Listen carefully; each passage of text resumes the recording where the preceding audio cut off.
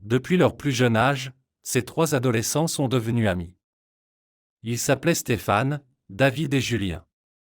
Ensemble, ils passaient leur temps libre et, s'ils le voulaient, ils pouvaient aussi faire des bêtises. Un jour, lorsque leurs parents n'étaient pas à la maison, Stéphane et Julien ont décidé de jouer un tour aux visiteurs du magasin. Leur cible était une personne âgée qui portait des sacs lourds. David les a rejoints plus tard, lorsque la blague était déjà faite. Les amis n'ont pas attendu longtemps car bientôt une vieille dame est apparue. Elle portait deux sacs lourds et n'a pas tout de suite remarqué les adolescents. Stéphane était le meneur et a pris le rôle du plaisantin, « Laisse tomber les sacs, sinon je vais les prendre. » Prise par surprise, peut-être aussi par peur, la grand-mère a réellement lâché les anses des sacs. Tous les produits qu'ils contenaient se sont répandus sur le sol. La pauvre vieille dame a commencé à les ramasser.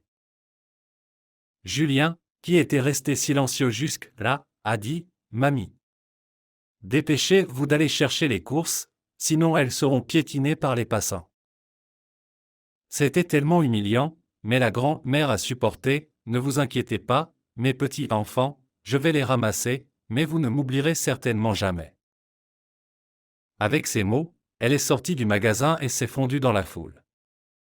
Stéphane voulait la rattraper, mais David l'en a empêché. « Ça suffit, nous lui avons déjà causé beaucoup de désagréments. » Le garçon l'a regardé avec colère et a dit « Quoi, tu as peur des retraités ou tu joues le rôle de leur assistant ?»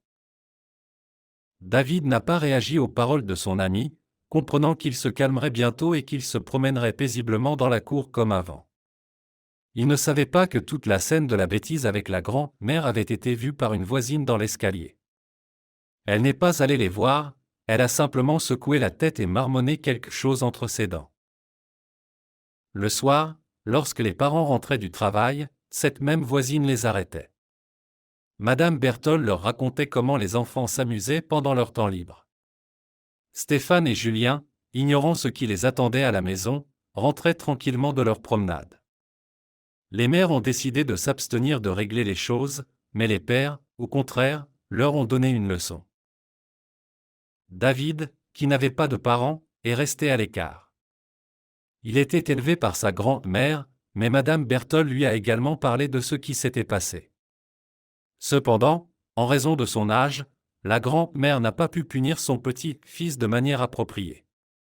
De plus, David lui-même a avoué qu'il n'avait pas participé à l'offense envers la personne âgée. « Grand-mère, comment ne comprends-tu pas que je n'ai rien à voir avec ça? Je suis arrivé plus tard quand Stéphane et Julien ont fait des blagues à la vieille dame. » La grand-mère a regardé son petit-fils et a dit « Cela ne te décharge pas de ta responsabilité, tu aurais pu arrêter tes amis. Mais tu ne l'as pas fait, donc tu dois en assumer les conséquences. » Elle a ensuite raconté à David ce qu'elle savait bien de la vieille dame. La vieille femme n'a jamais pardonné les offenses et tous ceux qui l'ont insultée d'une manière ou d'une autre en ont payé le prix. David s'est senti mal à l'aise à l'idée de ce qui l'attendait. Il a décidé de partager ses préoccupations avec ses amis. Le lendemain, les trois adolescents se sont retrouvés et, si David se sentait plus ou moins bien, Stéphane et Julien étaient sur des charbons ardents. Naturellement, Stéphane a été le premier à parler. « Je n'aurais jamais pensé que cette horrible voisine nous dénoncerait. J'ai vraiment eu des ennuis hier. » Julien l'a soutenu, « Tu n'es pas le seul à en avoir souffert, mon père m'a expliqué en détail que la punition était inévitable. » Ensuite, ils ont regardé David et lui ont demandé d'une même voix, « Et toi, pourquoi restes-tu silencieux? Ta grand-mère t'a sûrement donné une bonne leçon elle aussi ?» Le garçon baissa les yeux vers le sol et répondit, « Non, elle m'a juste dit qu'elle connaissait cette vieille dame et que personne ne peut échapper aux conséquences des offenses. » Après avoir repris son souffle, David leur raconta que la vieille femme avait probablement un certain pouvoir magique. Stéphane fronça les sourcils et demanda, « Comment sais-tu que la vieille dame pratique la sorcellerie? Peut-être que ta grand-mère s'est trompée? » David agita les mains et répondit, « Je te dis la vérité, il y a un autre élève dans ma classe parallèle, Christophe. Eh bien, quand il s'est moqué d'elle, il a commencé à avoir de mauvaises notes. Et pourtant, Il était un excellent élève avant ça. C'est à ce moment-là que Julien intervint dans la conversation. Arrêtez de raconter des histoires, Christophe ne veut tout simplement pas étudier, c'est pour ça qu'il ramène de mauvaises notes à la maison. Pendant un certain temps, les adolescents oublièrent la vieille femme, car rien d'étrange ne se produisit dans leur vie. David avait même cessé de penser à la mauvaise blague, car il n'y avait pas vraiment participé. Du moins, c'est ce qu'il pensait jusqu'à ce qu'un jour un événement intéressant se produise avec lui. David rentrait de l'école lorsque, juste devant chez lui, un chat noir traversa son chemin. Après un bref moment de réflexion, il décida que c'était juste une superstition et s'apprêta à traverser la route avec assurance. Tout se passa en une fraction de seconde, David n'eut même pas le temps de comprendre que quelqu'un le tirait en arrière. Puis il y eut le crissement des freins, et la voiture s'arrêta à 1,5 mètre du garçon effrayé. En regardant derrière lui, David vit devant lui cette même vieille dame. « Je vous avais dit que vous ne m'oublieriez jamais. » Dans une minute, elle s'en alla, laissant David plongé dans de profondes réflexions. Il ne comprenait pas pourquoi sa grand-mère lui avait sauvé la vie. Le chat noir qui lui avait traversé la route avait détourné son attention du feu de signalisation et David n'avait pas remarqué que le feu était passé au rouge. Finalement, le conducteur avait réussi à freiner miraculeusement à temps. La vieille dame qui a été si honteusement insultée par les garçons a sauvé la vie de ce dernier. David se sentait dégoûté de son comportement et décida de tout raconter à Stéphane et Julien. Mais avant tout, il rentra chez lui et interrogea sa grand-mère. Elle l'écouta attentivement et en tira ses propres conclusions. « Tu as eu de la chance de ne pas avoir proféré d'insultes. La vieille dame t'a donné la vie, mais tes amis connaîtront un destin moins heureux. » David revit l'ombre de la vieille dame. Cette fois, si son silhouette était visible sur le balcon, la personne âgée se tenait là et lui faisait des gestes menaçants du doigt. Les choses étaient-elles si mauvaises et allait-il devoir répondre de ses actes? En se souvenant de ses amis, il se dépêcha de les avertir. Cependant, lorsqu'il arriva chez Stéphane, il le trouva en pleurs. Le garçon marmonnait quelque chose et se tenait la tête convulsivement entre les mains. David s'approcha de lui et demanda : « Que s'est-il passé ? Quelqu'un est-il malade ? » Stéphane le regarda et répondit : « Pire que ça, mon père s'est cogné la tête en prenant son bain. » Étrange, comment son père aurait-il pu glisser si sa mère veillait à maintenir l'ordre ? Ce n'est que quelques jours plus tard que David apprit la vérité. Il s'est avéré que Stéphane était responsable de tout. Avant que son père ne se rende dans la salle de bain, son fils y était passé et, comme d'habitude, il n'avait pas essuyé le sol après son bain. C'est ainsi que la tragédie s'est produite. Il semblait que la main punitive de la vieille dame avait atteint son ami. David proposa à Stéphane de tout raconter à leurs parents. « Comprends, ce sera mieux ainsi. De mon côté, j'ai échappé à la peur. Et pourtant, j'aurais pu ne pas survivre si cette vieille dame ne m'avait pas attrapé par la manche. » Stéphane ne le crut pas à nouveau. « Ce ne sont que des histoires, tu ne fais pas attention lorsque tu traverses la route. » Quant à mon père, il n'a tout simplement pas remarqué la flaque d'eau sur le sol, c'est pourquoi il a glissé. Et malgré cela, il accepta quand même d'aller voir son père à l'hôpital et de tout avouer. Ils convinrent de se retrouver dans 1 heure.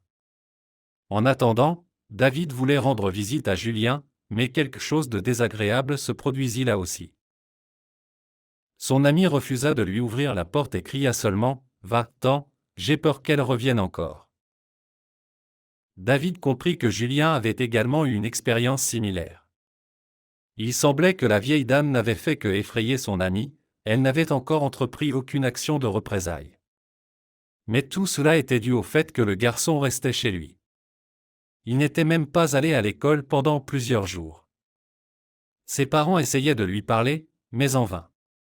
Julien s'était enfermé dans sa chambre et n'ouvrait la porte à personne. Comme convenu, David et Stéphane se rendirent à l'hôpital. Le père de Stéphane se sentit mieux et les garçons purent entrer dans sa chambre. L'homme était allongé sur le lit et regardait le plafond. Et pourquoi suis-je ainsi puni ? Je n'ai pas péché, et là, hop, je glisse sur un sol plat. Puis le père tourna son regard vers son fils et demanda, « Dis-moi, ce n'est pas ta vieille dame qui a agi? Maintenant, vos bêtises se retournent contre vous. » David voulait répliquer qu'il n'était en rien responsable, mais décida de se taire en voyant l'état du père de Stéphane. Son fils évitait son regard, il avait honte que son parent ait été blessé. L'infirmière qui se tenait à côté dit, « Peut-être avez-vous besoin d'une injection pour soulager votre mal de tête ?» L'homme la regarda et répondit, « Non, c'est à mon fils qu'il faut une bonne leçon. Quand je me remettrai, je le remercierai généreusement. » Stéphane frissonna à l'idée que non seulement une conversation sérieuse l'attendait, mais aussi une punition. La conversation devenait de plus en plus tendue et David décida d'apporter sa contribution. « Attendez avant de le réprimander, il faut faire quelque chose. Votre fils a assumé sa responsabilité pour son acte, ou plutôt, vous l'avez fait pour lui. J'ai eu de la chance de ne pas être blessé, mais Julien est constamment dans la peur et il faut le sauver. » Le père de Stéphane regarda les adolescents et dit, « Très bien, je ne vais pas m'occuper de l'éducation, mais vous devez trouver cette grand-mère et lui demander pardon. » Il restait à comprendre où elle apparaîtrait la prochaine fois et comment ils allaient s'excuser. Stéphane était un garçon obstiné et il est peu probable qu'il demande pardon. Cela signifiait que David devrait prendre tout sur lui. Bien que ce soit désagréable, c'était quand même le salut pour ses amis.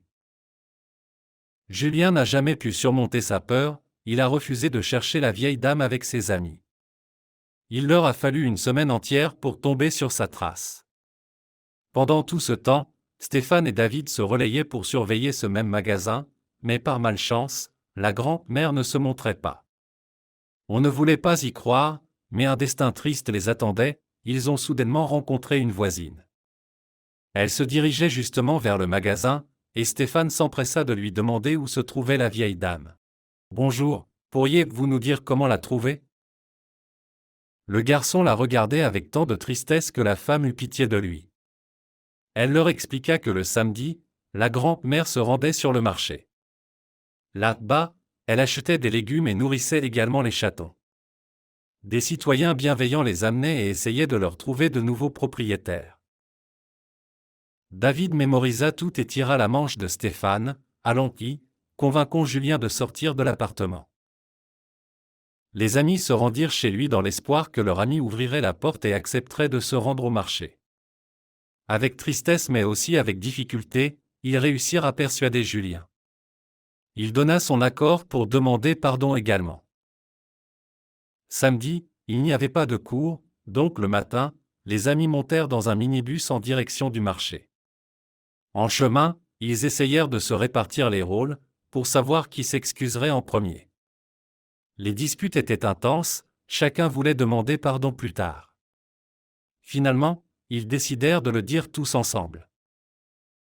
Sur le marché, les étals étaient déjà installés lorsque les adolescents arrivèrent. Pendant la première demi-heure, ils parcoururent les rangées en essayant de trouver la grand-mère. Personne ne pouvait croire qu'elle serait près des vendeurs d'animaux. Là, elle tenait dans ses mains un petit chaton et le nourrissait au biberon de lait. Stéphane s'approcha d'elle en premier. « Bonjour, puis-je vous parler ? Mais allons nous éloigner un peu. » La vieille dame le regarda et dit, « Pourquoi te cacher ?